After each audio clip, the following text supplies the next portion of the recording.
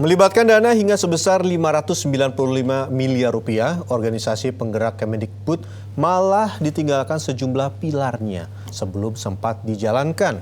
NU dan Muhammadiyah misalnya memilih mundur dari program ini. Sederet kejanggalan yang muncul di sesi awal seleksi menjadi penyebab.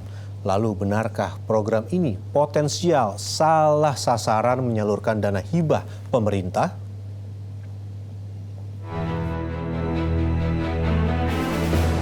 Belum sempat dilaksanakan, organisasi penggerak Kemendikbud sudah kehilangan sejumlah pilar utamanya. Muhammadiyah dan Nahdlatul Ulama misalnya resmi mengundurkan diri sebagai pelaksana program organisasi penggerak Kemendikbud dengan alasan program ini terasa janggal dan berpotensi bermasalah saat dilaksanakan kelak. Kejanggalan tampak mulai dari proses seleksi, pengumuman peserta pelaksana program, hingga banyaknya nama lembaga baru yang tidak jelas rekam jejaknya berhasil lolos seleksi dalam kategori gajah atau kategori penerima dana hibah yang besar.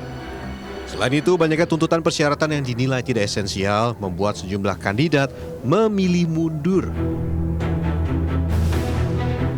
Ada ya organisasi guru yang tidak terkenal dapat 3 paket. Ada juga yang sebuah lembaga yang biasanya ngurusi zakat itu dapat 2 paket. Jadi menurut saya ini aneh-aneh. Tapi kemudian kami diminta itu kemudian ditolak. Setelah ditolak, kemudian kami dihubungi lagi untuk melengkapi syarat-syarat. Sudah dilengkapi syarat-syarat, kemudian minta kepada kami supaya badan hukumnya tidak menggunakan NU. Janggalan yang sama juga terendus Majelis Pendidikan Dasar dan Menengah PP Muhammadiyah yang menilai program yang ditawarkan ini tidak jelas dan tidak berprospek jangka panjang. Ada organisasi yang dapat hibah itu ternyata tidak bonafit katakanlah atau tidak kredibel, yang track recordnya juga belum terbukti gitu ya. Kita melihat juga ketika melihat program-programnya, Mas. Itu program-program beberapa organisasi penggerak itu ya tidak layaklah untuk jadikan program dalam jangka waktu 1 tahun atau bahkan 3 tahun dengan anggaran yang besar seperti itu.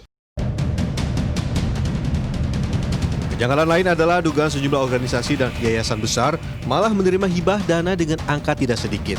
Salah satunya Tanoto Foundation yang disebut menerima dana hibah dari pemerintah dalam program ini.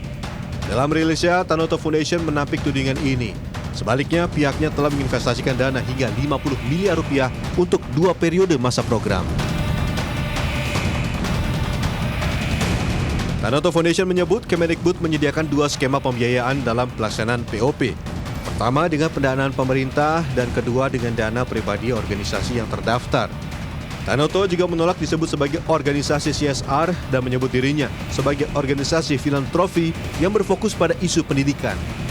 Program organisasi penggerak Kemendikbud yang menghabiskan dana 595 miliar rupiah ini awalnya dibuat untuk meningkatkan kualitas pengajar saat ujian nasional ditiadakan.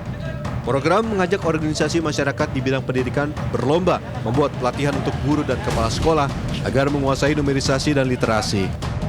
Potensi masalah muncul karena ada potensi salah sasaran dana hibah negara dengan munculnya organisasi non-lembaga pendidikan yang lolos.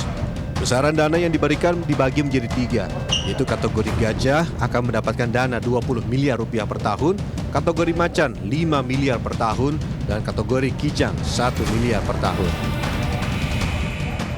Akan ada 100 sekian jenis pelatihan yang semuanya berbeda-beda standarnya, ya kan? Dan terus nanti bagaimana kontrol kualitinya kan gitu. Karena yang penting kan justru mutunya sekarang, bukan hanya anggaran yang terserap kan gitu. Sejauh ini dari 156 organisasi masyarakat yang lolos dalam penjaringan POP, ada 183 proposal yang disetujui dan akan dijalankan pada Juli 2020 ini. Tim Liputan Trans 7.